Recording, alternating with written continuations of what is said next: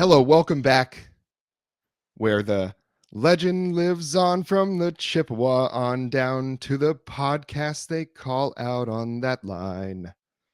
The podcast, it said, went straight to their heads. And as always, Alex, how we doing this week? How am I supposed to follow that up? That was beautiful poetic genius and tribute to this week's artist. I can't do better than that. You should do the show alone. That, just like a lightning bolt, just one of those moments like the wife of the arcade magnate in Wayne's World. It just opened my mouth and out it came. That's beautiful. You sure you didn't work on that for a solid half hour while you were mowing the lawn today? You sure about that? You sure about that? That's why. Well, you're breaching a touchy subject right now because it rained today, so I could not do my customary lawn mowing. Very upsetting. You, sir. Very upsetting. I only had one thing to look forward to today, and that was this podcast. So it's going to have to be extra special tonight. Well, and what is it you said to me before we logged on? You got to have your smiles with your cries. I think that's an appropriate thematic thread for this episode, because we are finally, after a bunch of fits and starts, going to get to our Gordon Lightfoot tribute episode. And I'm very excited. I have a lot of thoughts, and I know you do too, because you are actually like the Gordon Lightfoot fan from way back, right? Yes. So back, the first memory I have of Gordon Lightfoot is, the first like actual one. I'm sure I'd heard him before this. It's probably in like middle school and heard the song Don Quixote by Gordon Lightfoot. And I am a huge like Zelda fan. I love medieval like fantasy books. I read like the whole Dragonlance series. I used to love the Redwall series. So like that kind of storytelling that's my jam. Like that's what I really, really enjoy. And I heard that song and I just was imagining, like, I remember just Zelda with this song playing, and I used to listen to it while I would play like Ocarina of Time on N64. And it was just so, so good. But that was like the only song I knew by him for years. But I loved it. Always, it made me have a special place in my heart for Gordon Lightfoot. So by the time I got a little older, into high school and through college, when I started actually listening to more of him, came right along with like my Bob Dylan phase, and that kind of thing, where it's like I really like these singer-songwriters. I like the more stripped down kind of version of music. And Gordon Lightfoot is just, it's hard to find a spot where it's, there's some songs that are phenomenal, fantastic, and he's got some that are, okay, as you would with a 40-year career, whatever it was. But it's just, there's so many bright spots in that. There's so many things that are just so unique to Gordon Lightfoot that other people just weren't doing. He's basically like doing like sea shanties, while there's Led Zeppelin existed. You know what I mean? So it's like, imagine a world where he's got to compete with that. And he did. He's known by a lot of people as Canada's like greatest songwriter, for a long time while he was alive. So like that's Canada's big country, a really big country. So like Gordon Lightfoot is a big deal. And I wish he'd been, gotten those flowers a little bit more earlier. Well, and it's interesting because, like you, the only like frame of reference I had for Gordon Lightfoot for the longest time was The Wreck of the Edmund Fitzgerald, which I 100% was like, I chalked it up to being a novelty song. Yeah, I never looked at it like, oh wow, this is a really great song. I'm like, oh, this is a giant long sea shanty about some fucking blah, I don't know. So for the longest time, I just was like, isn't that song funny? Then I went back and like actually listened to it for the first time, and then again and again and again, and your appreciation for the storytelling grows. That is like the big strength of Gordon Lightfoot, is the ability to like draw you into a narrative. And like you said, he's competing with people like fucking Led Zeppelin, so you can't really compete with that. It's like, if you're a wrestling fan, you have the WWF and you have ECW. ECW cannot rise to the production value. They're just a bunch of diabetics hitting each other in the head with steel chairs as hard as they can in a bingo hall in Philadelphia. That is what you do. You cannot be Hulk Hogan. So what are you going to do with what you've got? You're going to accentuate that and make that the gimmick. Look how fucking bootleg broke dick we are. So I'm not calling Gordon Lightfoot bootleg and broke dick, but he like very wisely, and obviously he was dialed into the kind of music he was making. It probably didn't occur to him to try to do Zeppelin, but it's just he's such a incredibly gifted storyteller, and it elevates a song that like musically doesn't have much going on and turns it into an earworm, which is like a Mhm. very singular talent. And I think, and he does this all over the place. So he does it with Wreck of the Edmund Fitzgerald. Just that melody, the kind of way he weaves his way through that song. It really draws you in and kind of accentuates exactly where it needs to be accentuated to really feel how serious this moment was, that claimed the lives of 29 sailors, and the way he was able to capture that. And I know when you hear it, it sounds like a sea shanty. Like, how can this be taken seriously as a regular kind of what you'd normally consider a pop song? And when you hear and really listen to the lyrics and you hear how deep it goes, and we don't have to dive like all the way into Wreck of the Edmund Fitzgerald just yet, unless you want to just like start right off with that one. But it's just the way he's able to weave that story into very pleasant sounding music. This is not lightweight, theories and ideas here that he's talking about. This is very serious, like life and death, like depression. It's just, there's so many things that he's able to explore and extrapolate on that you can't do with any other kind of music than the way he's doing it. And I've always appreciated that about Gordon Lightfoot, is he has some hard lines in so many songs when it sounds like the easiest, breeziest music that you'll ever listen to. And that's the thing too, is that, like, Wreck of the Edmund Fitzgerald it is like a 4.5, 5 minute song that feels like 12 minutes long because it's very, very repetitive musically. The thing never changes from this thing to that. It's the whole song you get over and over. And if you don't have what he's putting out there for a story, then yeah, you want to go and you just drive yourself insane listening to it. Mhm. But that music and that repetition and that specific sound is like the canvas, and then the things he's saying is like the picture.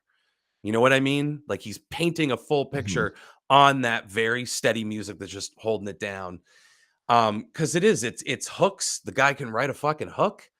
And he just keeps it simple and he keeps it catchy, and then just like creates these naturescapes on top of it.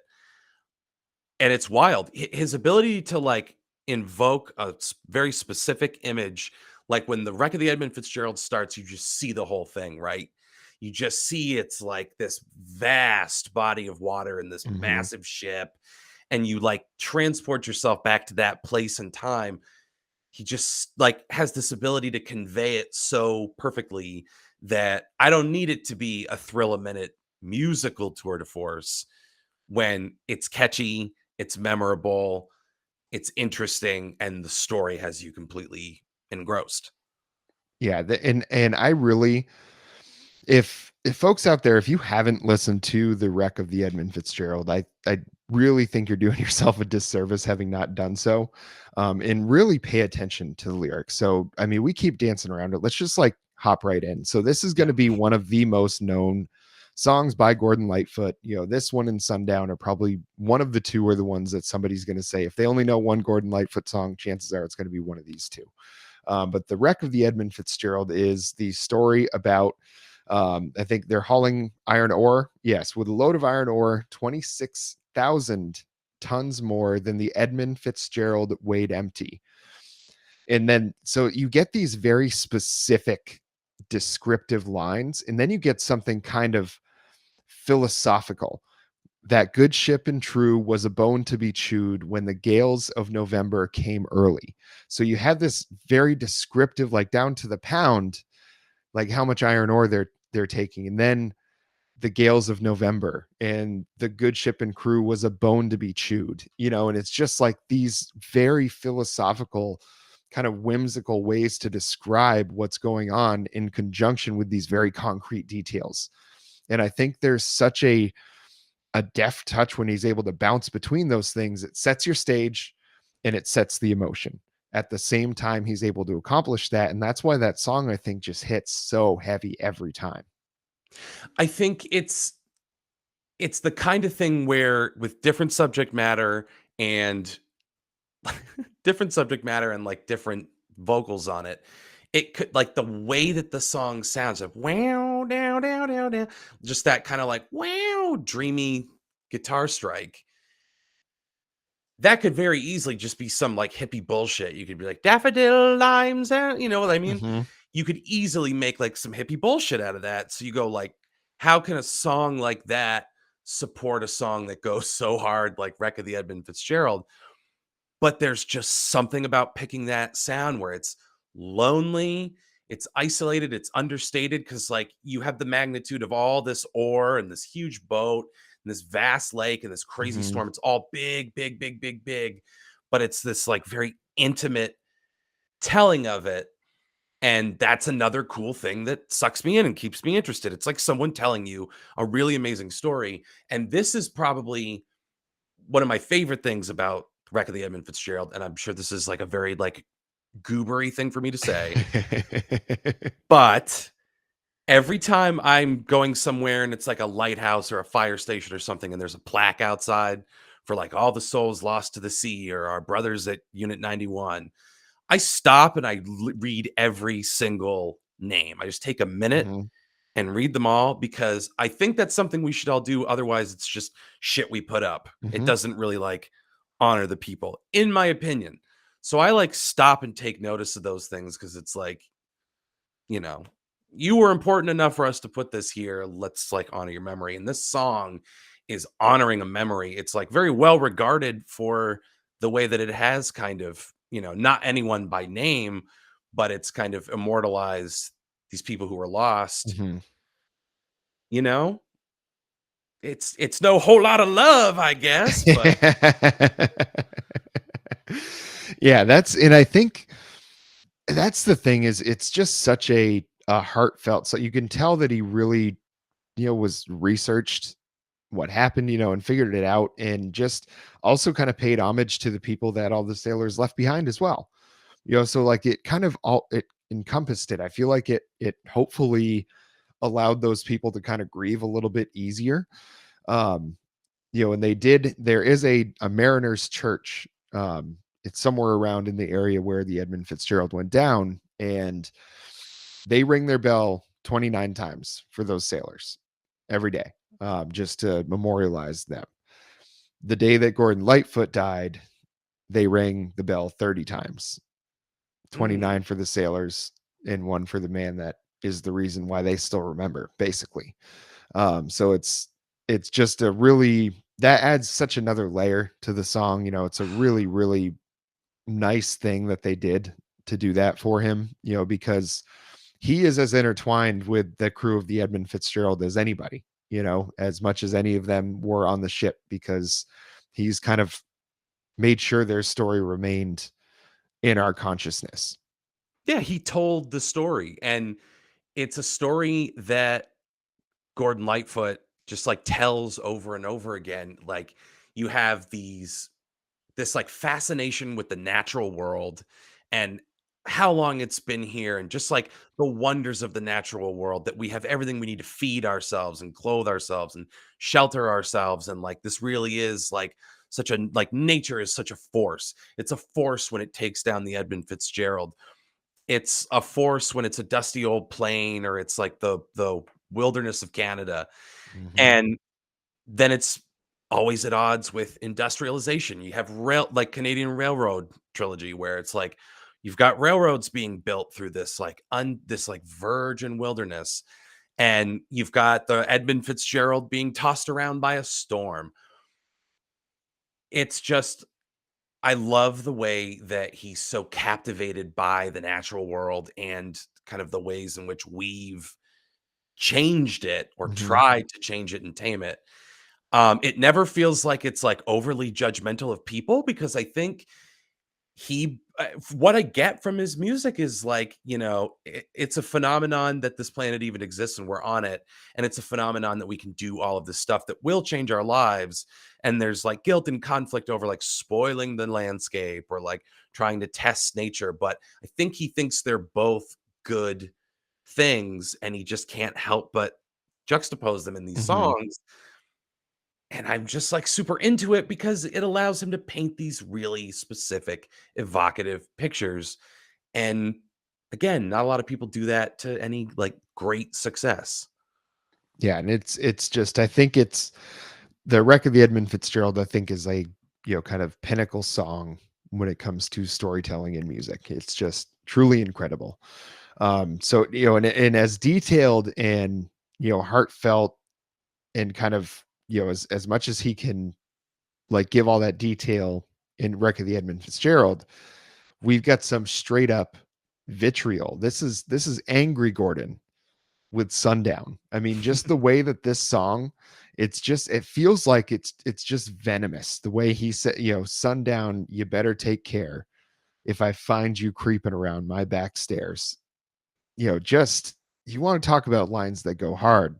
Sundown is another one. It's just sounds the sweetest song you've ever heard. The way that melody goes, that hook is perfect. It's like honey. But it is just there's a little bit of venom. There's a little bit of poison in there. It's so good. It's first of all unreal how good he is at writing a hook. Just that sundown, you better take care. Just Mhm. absolutely pitch perfect. Simple, but he just found a way to just boop, ring it every time. Like, oh man, the guy can write a hook. Yeah, and Sundown, like I did a little bit of that like digging into it, and I guess he was dating the woman that would go on to sell Belushi the fatal Mhm. speedball that killed him. Yeah. So this song is about her.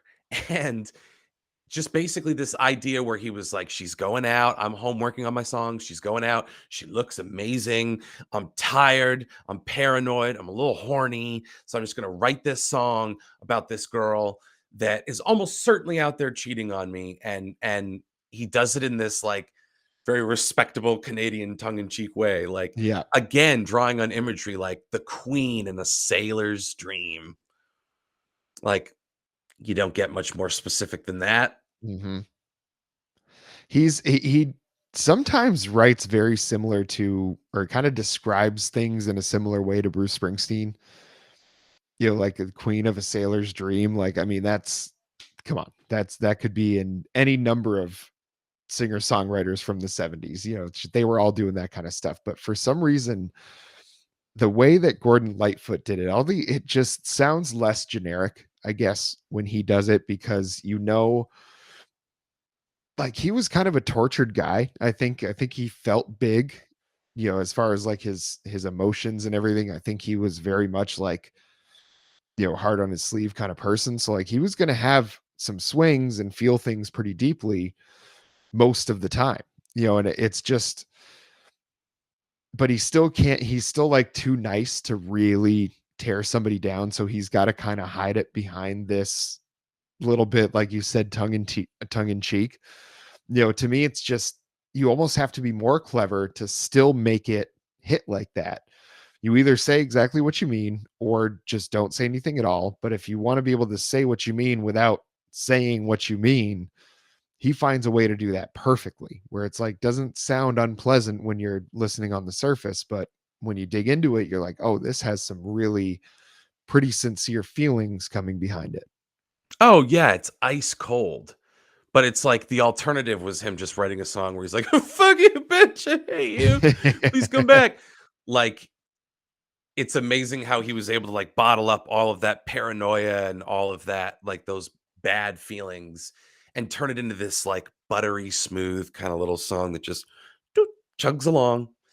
The way that he plays with that kind of stuff again keeps it interesting to me because it's not just like blah, blah, blah, blah, blah, like these folk singers that can just get up there and just blah blah blah blah blah in like that Bob Dylan vein. Everyone thinks they're fucking Hmm. Bob Dylan.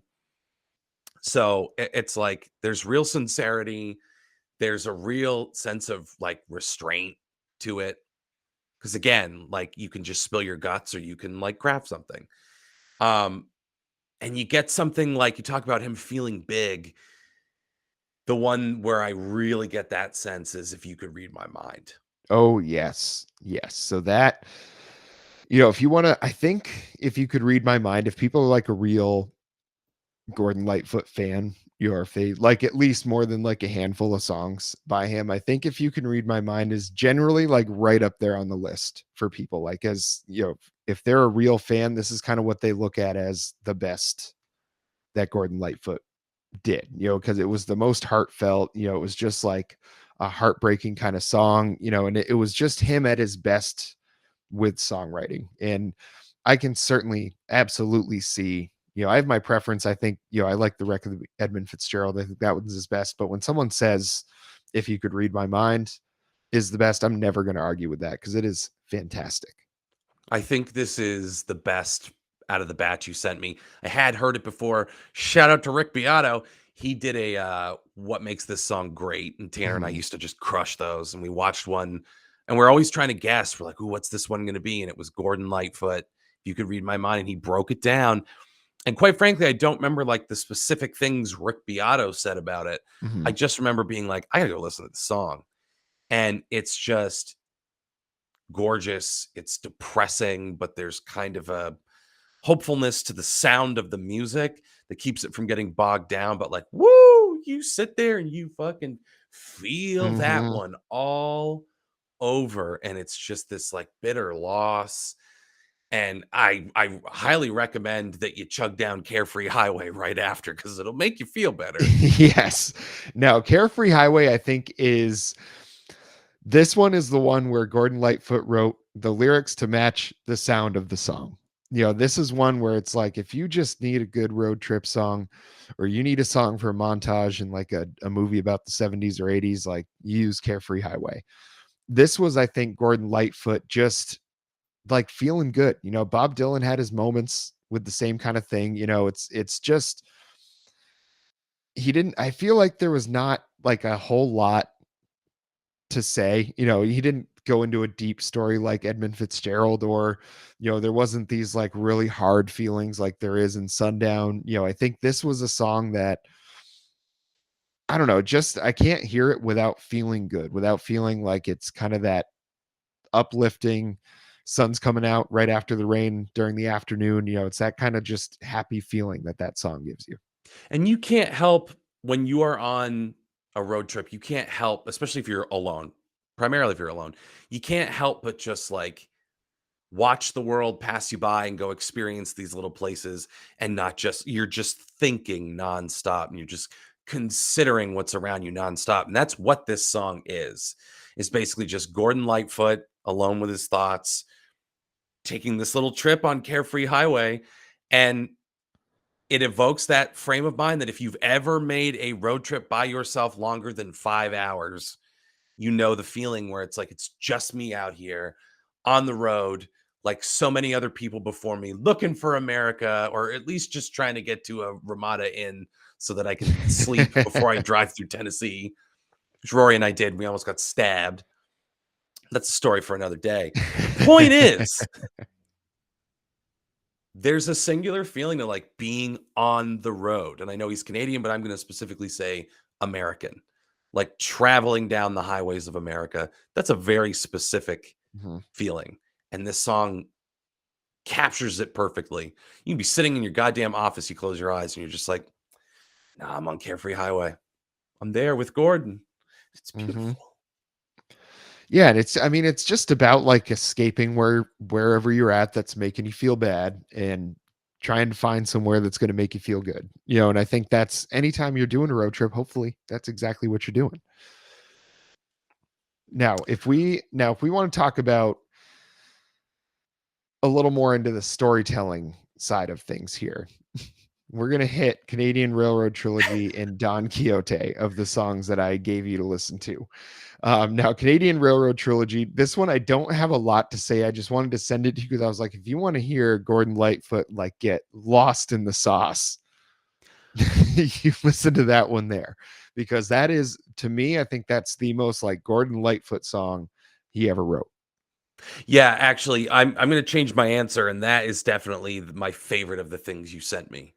If you could read my mind would be a cheat anyway because I knew it. But when I listened to this song, I was like, this is spectacular. And you're right, it is lost in the sauce. He's going hard with that man versus nature theme. Mm-hmm. And a lot of emotions to it. It's just like optimistic and sad and angry and just like takes all these wild swings. And it is, yeah, like the most quintessentially when I listen to that, I'm like, oh, that's who that guy is. I Mm-hmm. don't know Gordon Lightfoot like personally, but I can tell from this song that that's who this guy is. This is his personality. There's the old gunslinger. Yeah, that's, it's, to me, I don't know. I absolutely love Canadian Railroad It's so Trilogy, just good. because it's all it is like, oh, we're gonna work hard all day. We're going too slow. We gotta lay more track. We gotta clear the trail and lay more track.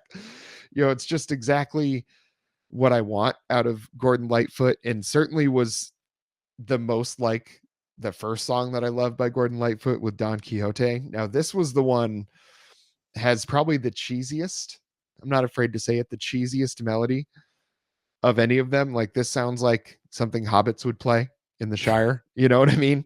But this was the first song by Gordon Lightfoot that I really sunk my teeth into. Yeah. And it is my kind of storytelling. It is perfect for what I love. Every time he goes into that hook, he's pulling a different thing out of his bag. I love that little Easter egg, like trying to, once I remembered like which one was coming first, like which order Yeah. they were in, that was a big moment for me. It's just a really, really fantastic song. And again, really captures in that really kind of lighthearted, sort of lilty melody. He really captures that this dude was insane. This guy had two brain cells up there hanging up for dear life. Yeah. Sweet Don Quixote. I Mm-hmm. this is 100%. Yeah, you're right. Music that like a little hobbit would play like near the babbling brook while he's smoking his pipe weed. Here's the mailman. He's a turn to sail and come out there. Like taking a bite out of a head of cabbage. It's very much that kind of tone to it, but again, it fits the story of Don Quixote because it is about this like kind of lunatic dreamer Mm-hmm. who imagines this whole world for himself. And that's very endearing. And Gordon Lightfoot, of course, would find an endearing way to make an endearing story resonate like that. Cause I do. I love that same thing with like pulls out an old book, he pulls out a knife, he pulls out a rusted cross. Might Mm-hmm. be another one. I don't remember. Um, but yeah, every time it's just like some other artifact and all the little like contradictions, like he is tall, but he is short, he is fat, but he is thin. It's great. It's great. It's so playful and fun and engaging and like and I don't mean that dismissive at all. It's fun. Yeah, I think honestly, I think my dad was just happy to have me hear a song that wasn't Aerosmith. Practice on a peach most every night at 12 years old or whatever I was. I'm sure he was happy to hear Don Quixote, rather than any basically anything else I was probably listening to at that time. It just, I don't know. I could just, this was a song that I could picture. Like, it's not very complicated in its storytelling, and it's not very complicated to understand. Like, I got it pretty firmly when I was 12. I guess I was kind of familiar with Don Quixote because there was that cartoon on, I forget what channel it was on, but what was his sidekick's Don name? Coyote and Sancho Panda. Sancho Panda. That's right. I knew it was a panda. I couldn't remember his name. That's kind of Sancho Panda. That's that they Yeah. could you couldn't get away with that now for I sure mean, not. they got like Miguel Cervantes gave them a layup. Don Quixote, Don Coyote, Sancho Panza, Sancho Panda. Yeah. Done. It writes itself. Yeah. Yeah. That's 13 it's seasons in a movie. yeah. That, I mean, that was fantastic. And so that song just like represents such good memories for me of like playing these big adventure video games and reading these books. And like, this song was just perfect for that. It sounded like Lord of the Rings to me as well. So like, when I started watching those movies and reading those books, the song went right along with that too. It just, this is probably the like pinnacle Gordon Lightfoot for me. Personally, as a Gordon Lightfoot fan, Don Quixote is where it's at. I cannot argue with that. Again, I think much like Canadian Railway, it is very much the embodiment of who he was musically, at least insofar as I've experienced. Again, you just get that sense. It's like, oh, this is the perfect distillation of this guy. Um, by all accounts, well loved, well liked, well regarded. Mm-hmm. Um, I'm sad that it took him passing away for me to like get into him in any way, shape, or form, but he's great. And I don't go in for the folk stuff all the time. Like Neil Young is like a maybe, Bob Dylan Mm-hmm. is a hard no, like acknowledging their role in the pantheon and not calling them untalented. It's just how do I resonate with it? I frequently don't. So I was shocked at how much I liked Gordon Lightfoot and how much of the Gordon Lightfoot I liked. So Mm-hmm. rest in peace, Gordon. That's my take on that. Yes. And you know why I think you prefer Gordon Lightfoot to anybody else is that word authenticity. There's no part of me that doesn't believe every word that he's singing when he's singing this stuff. Like, obviously, I know he wasn't on the Edmund Fitzgerald. Obviously, I know he wasn't riding with Don Quixote, but he's so good at, I think, understanding characters and how to make them come across the way they're supposed to. The cook gets a couple lines in the Edmund Fitzgerald, and he's like, you feel every bit of heartbreak for that person. It doesn't even call them by name. Like, that's such a good storyteller. That was Gordon Lightfoot's overall like biggest contribution, is telling the stories of people, whether that was like a railroad worker, whether that was somebody on a ship as a sailor, whether that was somebody tilting at windmills. He was really able to get to the heart of the story that he was trying to tell in a way that would make it relatable to you, and being able to understand what he's saying. I certainly was very upset the day that Gordon Lightfoot passed away, because I haven't listened to his entire discography, but I've listened to his music a lot for a long time, and it was really sad to hear. But I am glad that now people are finally starting to see what all the hype was about. He was a really special talent and gone too soon. And in many ways, he was the anti Frank Zappa because Zappa only focused on the music and had like the caca lyrics. And the music was amazing. And the lyrics, he was just like, Frank Zappa hated people. Mhm.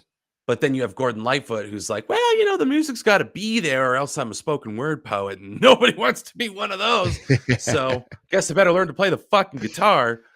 Um, and just these like very simple songs that are just like so much kinder to humanity and to nature, and just like concerned with bigger things than Zappa ever was. Zappa had his own shit.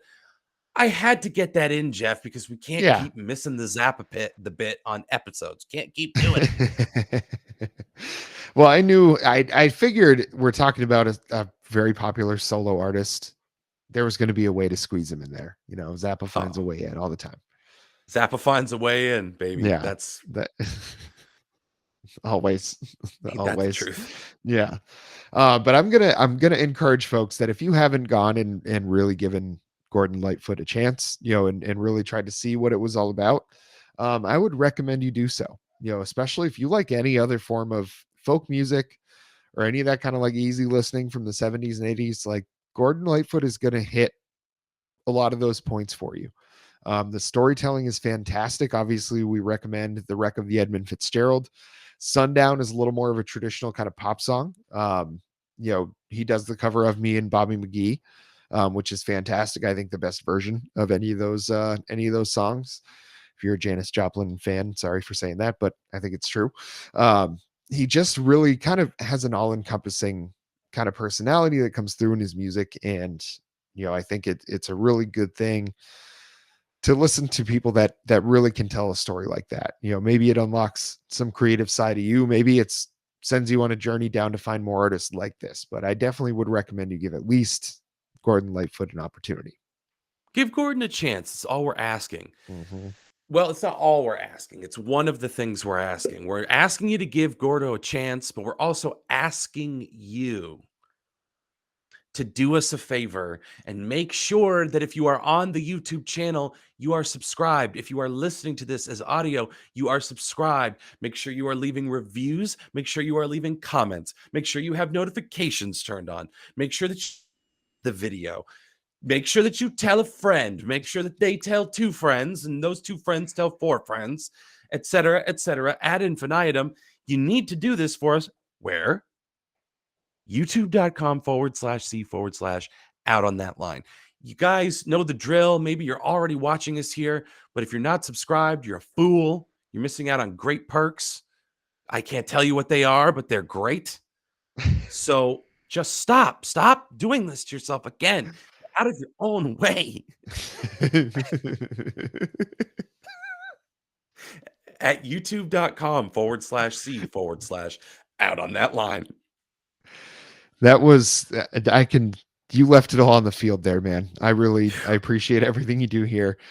Do what he said. Subscribe down below. Until next time.